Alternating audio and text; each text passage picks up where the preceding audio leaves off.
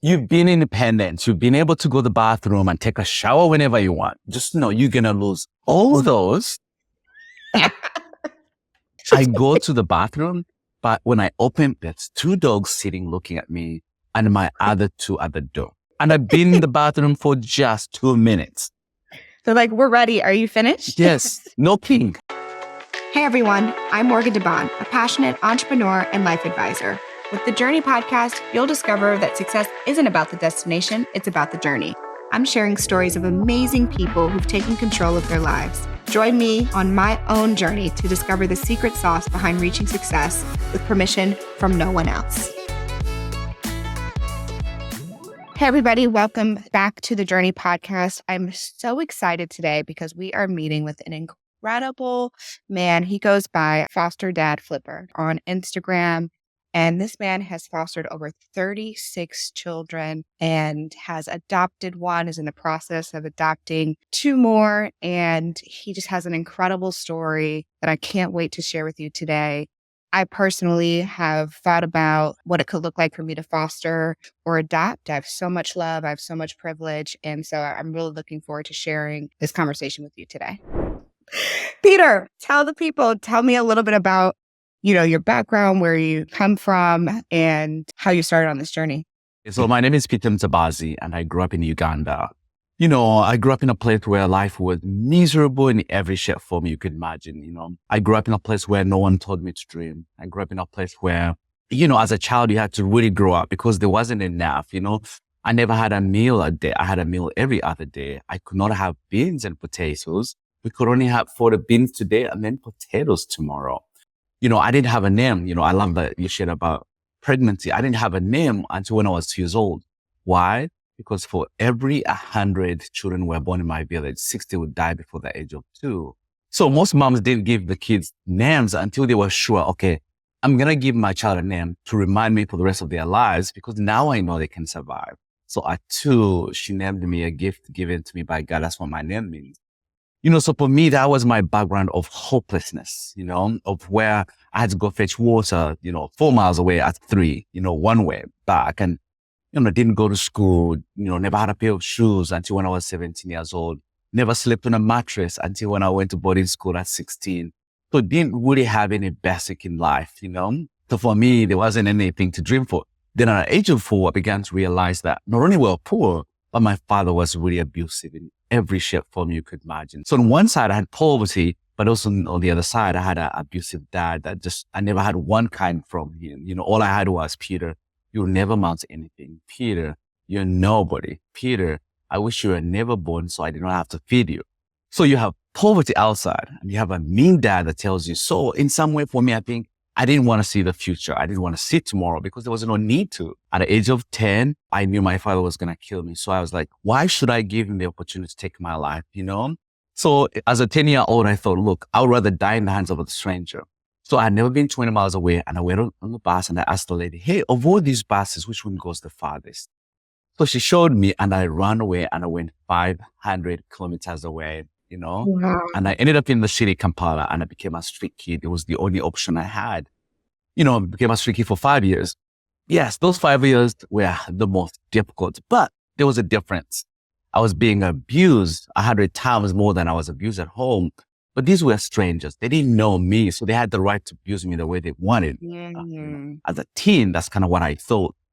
Until one day, I met someone I was trying to steal from. So instead of stealing from him, he gave me something to eat. And then I saw him the next week. I saw him, his kindness, so he fed me for 1.5 years. And one day he said, Peter, if you had an opportunity to go to school, would you love to go to school? I was like, no, you're the lamest human. Yeah. I was like, you're the most lamest human being I've ever met. He's why. It's like me, Morgan, telling you, hey, they're sending people to the moon. Would you like to go? You're like, but why? Nah, I'm good. Exactly. Why would I go to the moon?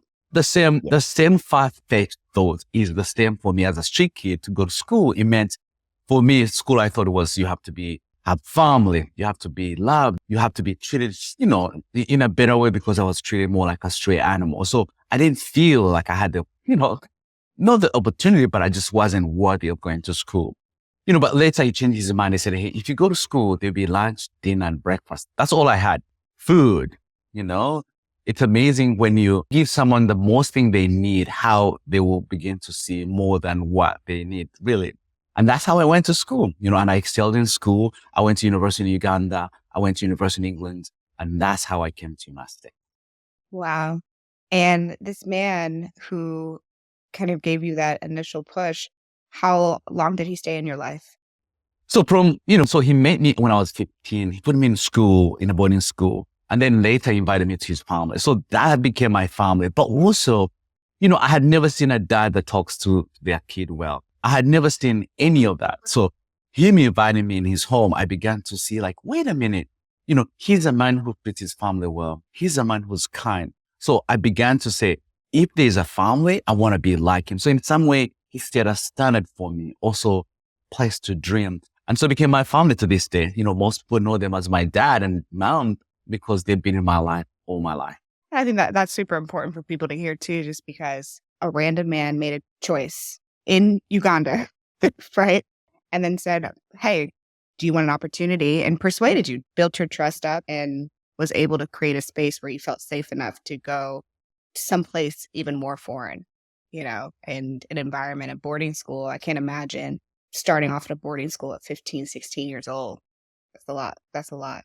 So fast forward today, you are known as the foster dad flipper. Tell me about your life today and what motivates you and how you spend your time. Right. So when I came to the United States, I really struggled because I flew in from Uganda to Los Angeles, and they took me for lunch and I ate every food they gave me, but everyone threw away their food. So I really began to question myself, like, wait a minute. People say God loves us all, but there's no way he loves us the same.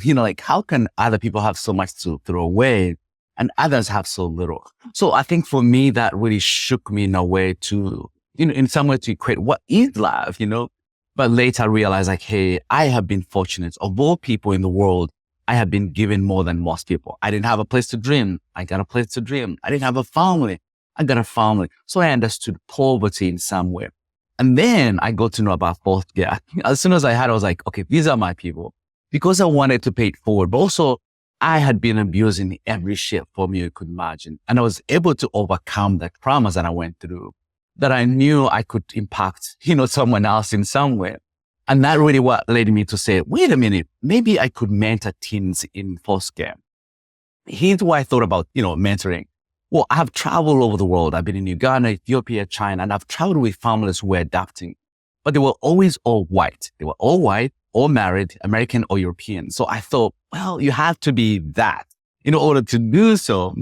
It's weird when you don't see a representation of what you look like to think, oh, maybe I'm not qualified to do so, So for me, going to foster care, I was like, hey, can I mentor? And the social worker said, hey, have you ever thought of being a foster dad? I was like, I think about that all the time. So she said I can sign up. And since then I've had 36 children and it's been the most wonderful, I would say, there are three things I've tried to really fight. One, people say Black men are not good dads, that I really wanted to show that we are good dads, Then the other was my kids don't look like me, Change the narrative. I think we've always been told like, oh, I come from Uganda, who were colonized by the British. There's a sense of white people come and do good, but I wanted to put the coin like, hey, no. We have the same opportunity to do so, but also on the other side, I wanted to show men like, hey, we can step up and be good dads, especially our kids. Like it's not the best shoes they're looking for. It's not the best. They are just looking for someone to say when it's tough at school to say it's going to be okay. My amazing journey as a foster dad, but two, as a street kid, I would hear people say, what a mother would let their kids be on the streets, but the same abuse I was receiving, my mother was receiving the same. So there's no way she could protect me. And actually, most of my guilt was to seeing my mother being abused because she advocated for me. So every time she said, kids haven't eaten, would you provide for them? She got the beatings for them. So as a kid, you felt like my needs are putting my mom in danger, and that has helped me to understand and be there for our foster bio parents, It's easy to judge them. It's easy to say, how dare them? But when you go and get to really know who they are and advocate for them so they can have their kids back, I feel like the greatest gift you give to a child, and that has helped me to be both a parent, but also an advocate for our, bio parents. but also an adaptive dad. When my kids have nowhere to go, I'm willing to adapt, like right now, I'm adopting my 2 boy and a girl in 2 weeks. And I'm really, really excited. Oh, that's fantastic. I'm sure they're very excited as well to be staying with you. Right. Yes. I've had them for 3 years. So every day, like, hey, Yeah. when can we have your last name? When can we have your last name? It's the simple things for them, but the last name. Right. Yes. I have a lot of Black women and Black men who are highly ambitious. They spent most of their 20s and 30s building their careers. And so they find themselves in their late 30s with no partner, but they want to have children and they want to be a parent, most importantly. And a lot of them, I think, struggle with the idea of being a single parent by choice and perhaps being open to adoption.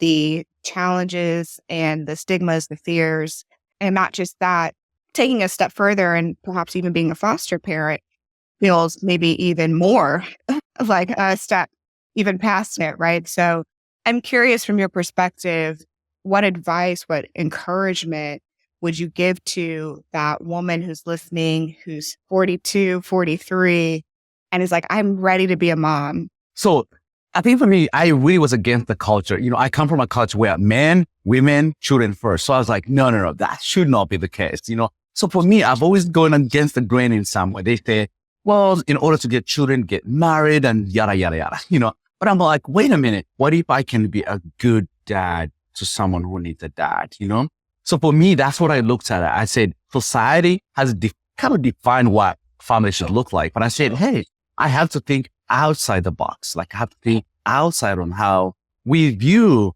family. So for me, walking in, I said, I don't care what people think. I don't care when I show up at the grocery store, people are like, what was that? What's going on here? Exactly. That I really wanted to change the narrative, like wanted to show people that, hey, we can be good parents. We can be good dads, while we are waiting to get there. But also too, if it's not happening, I don't want to miss out on being a dad because I'm waiting for some lady to give me a baby. Does it make sense? And I think the same way for moms to say, hey, if you really want to be a mom, don't let the society or don't let the norm, the standards on how we should. Over my dog is Simba. No, you're fine. No. You can help them. Simba, no. First of all, Simba is very cute. So if you guys just heard that audio, please go look up Simba because Simba is the cutest dog ever. It's a poodle, like a doodle, yeah. So we have Simba and Rafiki, So for me, it's really the stigma, also the way the society looks at us. So I said, no, I can't listen to be judged or be expected the same way. Like I can be a good dad, and it's really been wonderful, that I'm in some way been given that respect in some way. Like, hey, I just didn't know men can do this, but I had to walk that journey. That I think even mom, you want to be a mom, do not let society give you the standard on how it should, but rather say, hey, I can do this, either as I wait for, to me, I feel like anyone who would marry me, I think they would understand my world, that they would embrace it. Had I done it before, I don't think I would have got that opportunity, So even for moms, like I can tell you, I've had 34 children. I have never had one say, I wish we had a mom. None. Here's why. 95% of them had never had a dad. Wow. But the same with mom. Sometimes most of them have never had a consistent mom in a way. Wow. That you come in and really provide a stable home for, you be the most amazing mom. So do not wait on the traditional norm to get married. Well, you might get married at 60, but while you're 40, you could raise and be the most amazing mom when you still have the energy, the passion, and to learn how to truly generate our kids. You heard it here first, folks. I feel like so many people are going to listen to this and be like, okay, this is what I needed to hear. I think the next question is, well, how do I even get started? What do I need to do to become a foster parent? Correct. Or even be adoptive parent. For me, what I decided was my job, I travel all over the world. I knew there's no way I can be a father. When I had to travel to India, to Ethiopia, and, so I changed my job so it can allow me to be at home more, that's one.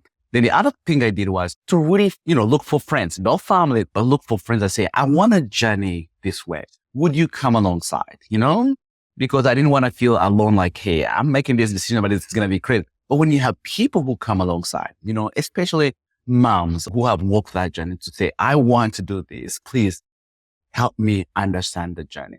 really understanding where you come from, like learn about yourself. And that really helps you with what a parent you can be.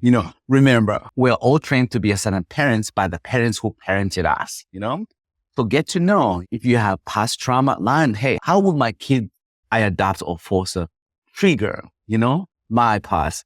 In some ways say, but I need to revisit my past so I can know how to be the best parent I can be without my past getting in the way. That really helped me.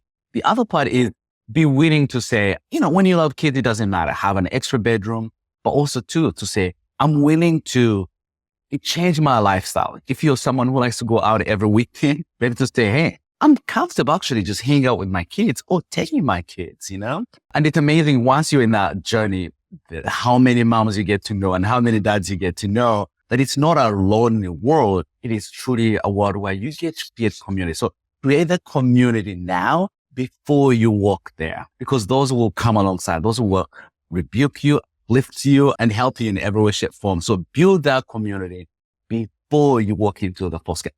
The other part is look for foster care or an adopted parent. Get to know them, and through their experience, you get to say, okay, now I get it.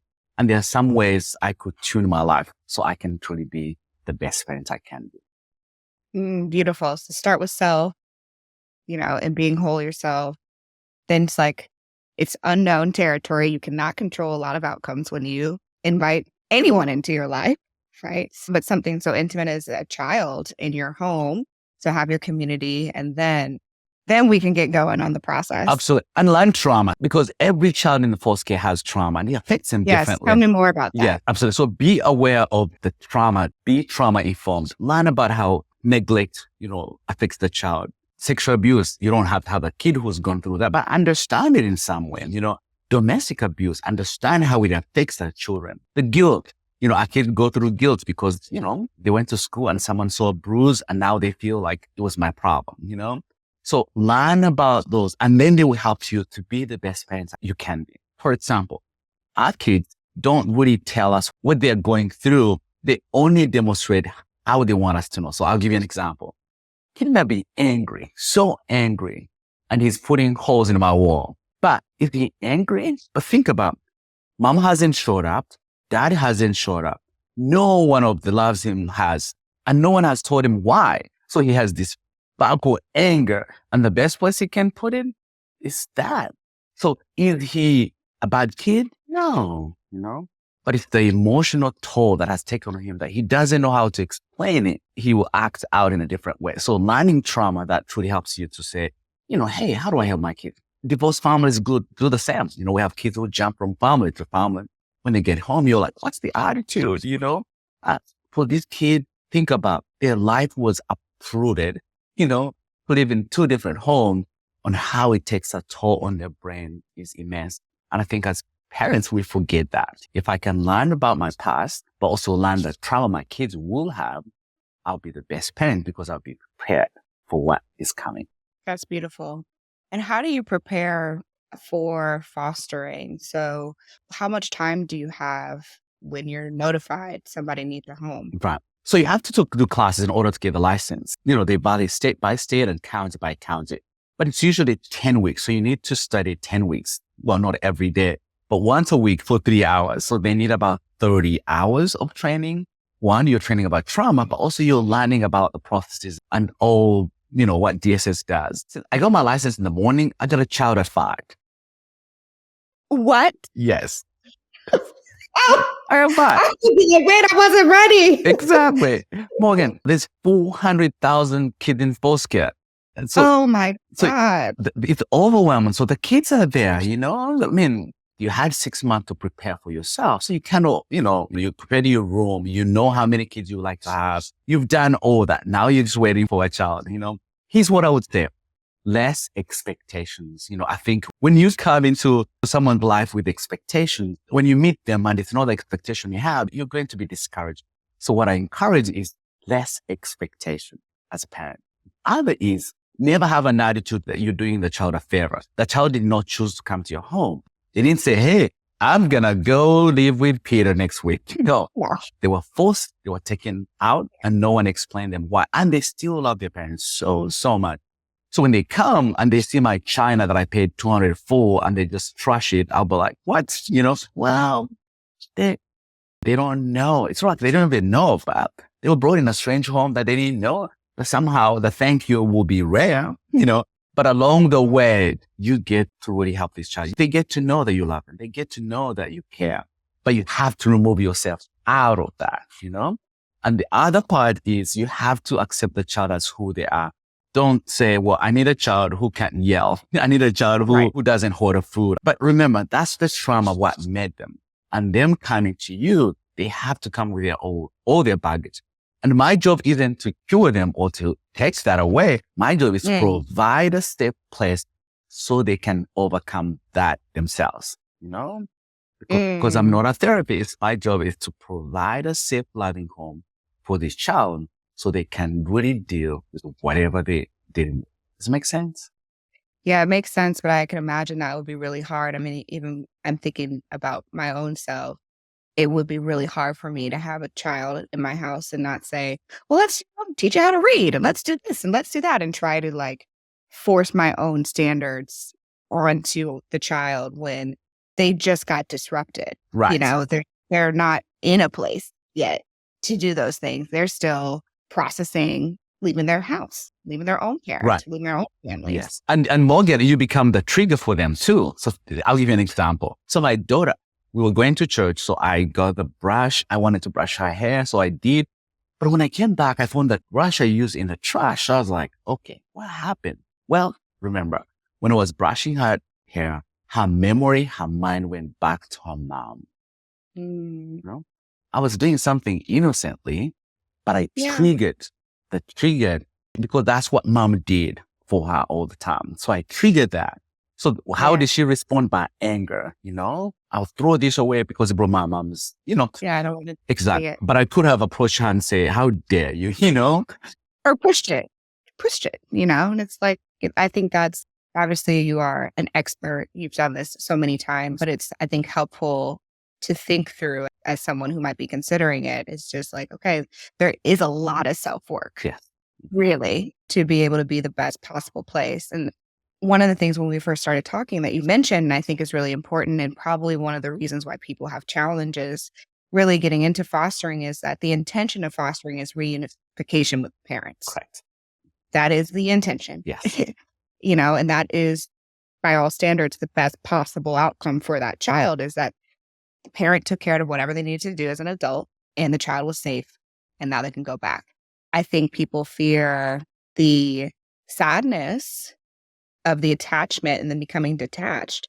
And then, perhaps worry about that child. Maybe it's good enough for the state and the government, but not up to your standard or our standards. Right.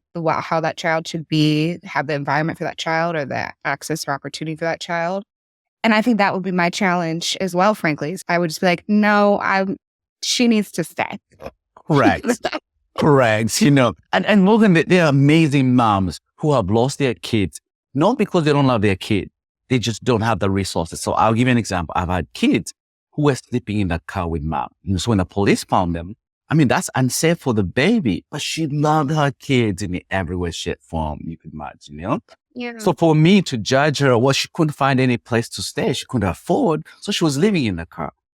Does she love her kids? Absolutely. Right. Did she have the resource? No. So it's easy for me to come in and say, how dare you? When I can afford a 3-bedroom house, I have a good job. I'm well educated. So I can easily bring my own standard and just kind of move it on her. Like, why? Why don't you? But somehow take a step and say, but that is my standard. That I can't not project my life on this woman. And that helps you not to judge, because it's easy to say, oh gosh, where are they going back? 1-bedroom house? I can tell you, I've seen the happiest kids who live in 1-bedroom house. That's right. I'm the oldest of 5. We never had a mattress. We never had a blanket. This is how we slept. I slept with the oldest at the beginning, and the second oldest slept on the other end, so we can keep all the little ones safe and warm. Did my mom love us? Absolutely. But we didn't have the resource. And I think that's where DSS sometimes gets in the wrong way. They're not bad parents. They just don't have resources to do so. Another example is your mom was in foster care. Now you're born, you're 16 and you get pregnant by the man your mom brought in and out. Who taught you to be a mom? Like who? Right. What's motherhood look like? Exactly. Who taught you how to? So sometimes they will let their kids be in the foster care because it's the safest place they want their kids to be. Not because they don't want them, but it's safe because they've seen what men can do in their home and they don't want their kids to go through. So for us as foster parents, when we approach that with that gratitude and humble and check ourselves, we become the best parents, I can tell you. I learned it the first time because my dad was the most abusive father and I hated the bio parents. Like, how could you do that? Because I brought my dad in the whole thing. And one day my kid got sick. And so it was at 3 a.m. I knew I had to go to the hospital or the social worker I can't reach her. So I called the mom. I said, hey, your kid is wheezing. What should I do? She gave me all I needed to do. And the kid was okay. And in the morning, she called me, said, Peter, thank you for letting me be a mom for 2 minutes. I mean, I cried. And the bulb went on. Oh, she's my ally. She's not my enemy. That's right. She's my ally, Right. That's right. You all have the same objective, which is love for that child, and a safe environment for that child. That's beautiful. Woo! I don't know, my friend. I mean, what advice do you have for someone who's becoming a parent for the first time? I mean, you've seen so many different things and just so many different children. I mean, one of the things that people have told me is that your child's personality is their personality. You cannot change the children. You get what you get. So I've been working through that, like, right, no matter what job I want them to have, or if I want them to be a cool kid or a nerdy kid or a sporty kid, the genetics are already preset. What are your thoughts and advice for, new parents as they, try to create this welcoming environment? I mean, here's for me what I would like to, especially for you as a mom. The society has standards. And sometimes we follow those standards without knowing, I got to do this, I got to do this. For me, once I took that off my shoulder, there was a little of, like I lost a few pounds in some way. So even with you, just remember, you're the best parent to that kid and you can do whatever you want without basing your parenting by someone else. My kids have trauma. When we go to the store, there's some things they will do and you're like, oh no, but now I say, yeah, those are my kids. I love them. They're my kids. Tell me what they spoiled and I'll pay for it. And I walk out as a proud dad I could be. And the same, I think, sometimes mom, like, oh, you have to have this, you have to walk this, you have to do this. I'm like, golly, Yes. Off. The mom industry is crazy. Exactly. Off. So for me, that's the best I can say. Like, learn what works for you and your family. Yes, take advice, but hey, some of it is a little off. And I think that takes away the pressure and you're able to love your child as you want. Other part is you've been independent. You've been able to go to the bathroom and take a shower whenever you want. Just know you're going to lose all those. All those. And then you'll be like, gosh, when did I take a shower? Your nicest cup or your nicest dress, your nicest bag, you're going to find in the trash or broken. And you're like, okay. To let go and hey, if there are things I value, I'm going to keep that way. But at the same time, I'm going to give the freedom for my child to be a child. Yeah. And that I think will help you. Well, you'd be amazing, mom. But I think your life is going to change. I have a toddler, I can tell you sometimes I'm like, when did I take a shower? She'll wake up at 5 and then she'll wake everyone up. So now I have to make breakfast and get them ready. Everybody. And I have to be out of the house. So by the time I remember, it's time to pick them up and the shower, I'm like, literally 4:30. I go to the bathroom, but when I open, there's 2 dogs sitting looking at me and my other 2 at the door. And I've been in the bathroom for just 2 minutes. They're like, we're ready. Are you finished? Yes. No kidding. Hey, Dad, can I have a snack? You wait until I go to the bathroom to ask for a snack? Oh, come on.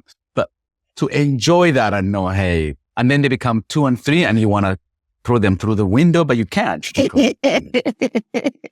Oh, man. Yeah. I know it's definitely the beginning of a new journey and a lot of changes. And I have a giant white couch in my living room that I'm looking at that I know is not going to make it. Right. But do you know what? Do you know what color? Do you know what that color is? It's brown.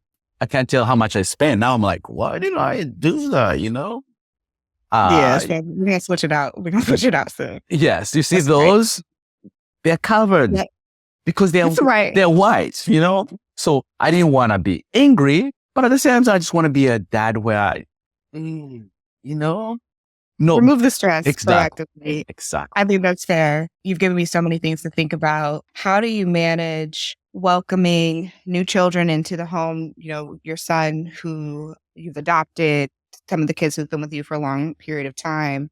How do you manage their emotions as new children come in? As I think about maybe in 4 or 5 years, I decide to adopt or foster, how my firstborn is going to be like, what's this? Right. What are you doing? Right. What are you doing? How do you manage that? For me, there's nothing I do without asking them. If I get a phone call from a social worker and says, hey, there's 2 kids, like we just got 2 kids like 2 days ago, they're from Africa. How they speak the language. So I put myself in their shoes as the foreigner, say, man, be in a country where you come as a refugee and end up in a foster care. So I had to sit with my kids and say, hey, there are 2 kids, they're from Africa, where I come from. And they really need a place to be. What do you think? So they're involved in that decision for sure. And that has really been helpful for me because it's what we do. They see them go and come and go. And I always want them to be involved. But 2, every kid is different. Like I know my kids, they all have different personalities. And there's some kids where I get a phone call and they're like, hey, this kid we're about to give you has 1, 2, 3. And I'm like, well, judging to the kids I have, I don't think I'm the best fit for that child. So being able to know your boundaries and your family and to say, hey, this is out of our boundaries. We can't do it. Every foster parent has a profile. Like I cannot take kids who need medication 24/7. As a single dad, I won't be able to be there for the other kids if I had a kid who I had to constantly be taking care of. And once they're there, what do the first few weeks look like? So for me, I have a policy. Remember, these kids were moved, uploaded without notice, So for me to make them feel safe and feel like they are part of the home, I prefer to go by the beddings with them. So they choose the bed. You have no clue how many I have. So I prefer they choose their bedding. So they say, I like this, I like this. So when we bring it in their rooms, it is their thing. They chose it. And it brings a sense of, this is my home. This is where I belong. I am part of it because these were my choices of what I decided I should have in my room. I think that's really, really important and really nice, as opposed to getting so excited and everything's done. And then, they have a different perspective. And that actually makes it even harder because you're telling them, hey, nothing here belongs to you. We made everything for you. And that's kind of how their lives have. So give them a sense of they have a decision to make. Food. I never know what they like. So I take them to Costco or to Target or whatever, and I say, hey, what do you like? And usually they'll say, my mom cooked this for me, my dad, and so for me, that reminds me of where they come from and bring that food because it's their food for them mentally and emotionally to keep them and remind them of home. I'm a healthy eater. So our kids have like 0 health at all. So to make sure that I don't really push my healthy habits on them because they've never had that opportunity, they've ate everything they eat in the box or McDonald's, So for me to remember that, to say, I will win them over, but I need to take time and still give them what they love to feel we're not really taking away their stuff, I don't wash their blankets or their toys because they have a smell that is coming from home that reminds them where they come from and the mom. But for me to take that scent away, it's unfair to them. Devastating. Yeah. So you prepare, but you come alongside them and that's how you get to know their behaviors and their little, mini people. When you involve them, the more you include them, the more you get to know who they are, but also the more you can cater for them. Because there's no mom there to tell you, hey, they like McDonald's, they like mac and cheese. I mean, they had you a child and say, you're like, wait, what? Yeah. And then on the reunification process, on the back end, how much notice do you generally get? So you get to know. So I'll be honest, I have a child who's about to be reunified, So what happened is every child, the intention is to go back home. They visit every Monday, 1 hour. Once they start doing well, they test, make sure no drugs or anything. They give them 2 hours and then they get better. 3 months or 6 months later, they give them 4 hours. So Mm. that helps you to know, hey, here's where things are going because you're seeing the progress with the family as well. And then after they give them unsupervised, meaning they can take the kid to the hospital, they can take shopping, they're going to go home. You kind of what you can see, and most time, when they are not going home, like, hey, these are not going home because there's no progress that is being made by the parents, and we get attached to it. That's the other part you talked about. Like people say, well, I can't force her because I'm afraid of being attached to the child. And I say, that's the wrong thinking. Actually, you're the best parent when you get attached, you get to love on them. You get to show them because they've never been, loved in that way. But also you get to advocate. When you love someone, you do everything possible to make sure they're taken care of. So to me, to your viewers, it says, yes, it's hard to say goodbye. I can tell you, no one prepared me. But at the end of the day, for the life of that child, it is the greatest gift you can give to a kid when they go back home. That's beautiful. All right, Peter. So what's next for you? Like, you've got an incredible family. You're getting a forever family for some new kids or some existing kids, but new forever. And what does your retirement plan look like? Oh, Like what are we done? Well, so here's what I like to adopt more kids.